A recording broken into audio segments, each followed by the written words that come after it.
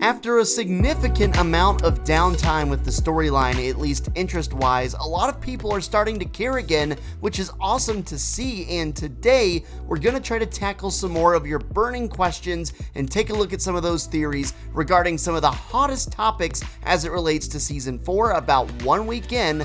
Let's go. Unless you've been living under an absolute rock, you've noticed that rift up in the sky right in the middle of the map. You'll see it's just like it used to be and has been multiple times throughout the course of this game's life cycle. These rifts are nothing new, but if you take a look directly below it, you'll notice that the Loot Lake House has been brought back by this rift. Man, let me tell you, as somebody who's played a ton of Fortnite, it's awesome and so nostalgic to see this Loot Lake House back in the game. Looking elsewhere on the map, you'll see Greasy Grove has made a triumphant return as well. That's one of my favorite all-time POIs, so all in all, I can't be mad about this update at all in these two new locations. But what gives? Why are there other POIs, old POIs, returning to the map? Well, if you recall in the last video that I uploaded a couple days ago, we did discuss the possibility of the map being totally consumed by the chrome, so much so that the damage would be irreparable. Who knows, there might even be dead members of the Seven on our hands as it stands right now. If that were true, it would definitely make sense to go back and try to reverse time or use some super technological high-tech weapon to do something that would be able to fix it. Really, for all we know, that rift could have been created by Paradigm. Let's not forget, the very first rift in the sky was also created by a member of the Seven. That would be the Visitor, so it would not be a super big shocker for another member of the Seven to go and do the very same thing. Maybe Paradigm's trying to reverse time, which is why we're getting these old POIs returning.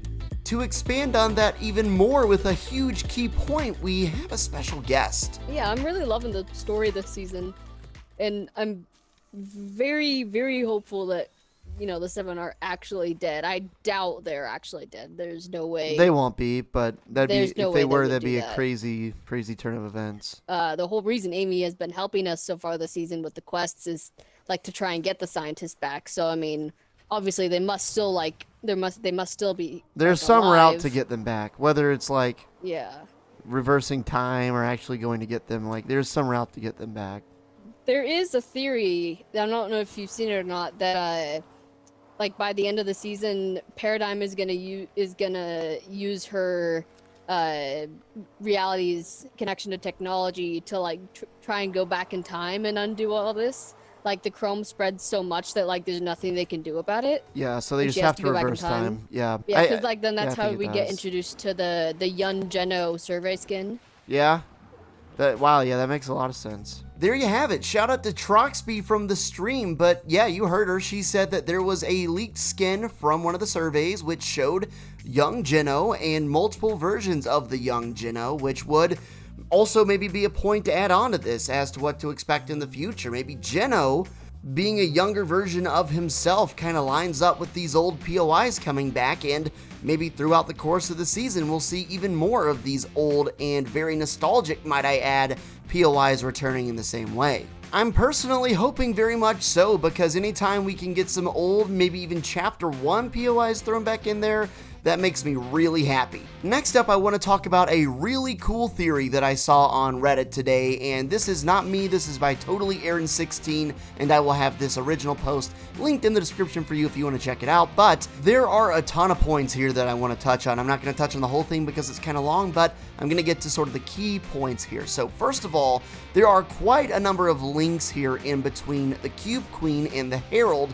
Just take a look at their descriptions here. You'll see a very common theme is the nothing, and we even know the Cube Queen mentioned that verbally, and we also know it's going to be a key focal point of this season and maybe even what's to come next.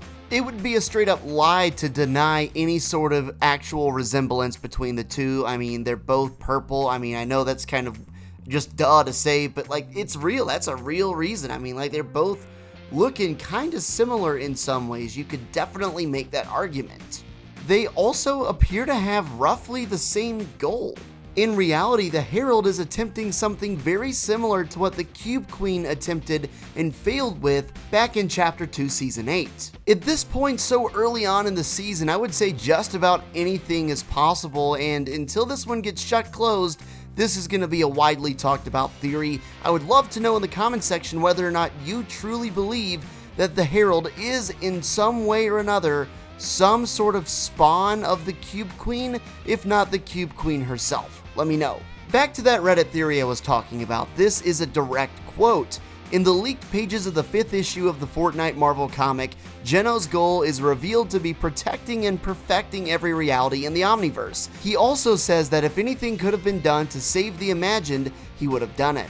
And even though he appears to die, the final page shows that he's not gone yet. Since it's clear that Geno isn't as evil as we may have originally thought, I believe that he will save the everything. The everything being, of course, the opposite of the nothing, which would be bad. Why? Well, if the nothing is truly the main antagonist of the Fortnite storyline and seeks to destroy the everything, then this puts it at direct odds with Geno, whose goals are the exact opposite. So it almost seems like Epic is setting up Geno giving his life to defeat the nothing. You know, I think that's actually really a good idea. We know Geno is evil. Nobody's disputing the fact that Geno is evil, but maybe if the comics are actually true in relating us with the real Fortnite storyline, because let's be honest, after Donald Mustard straight up lied to us and admitted to deceiving us, that's when I stopped taking anything as a surefire thing.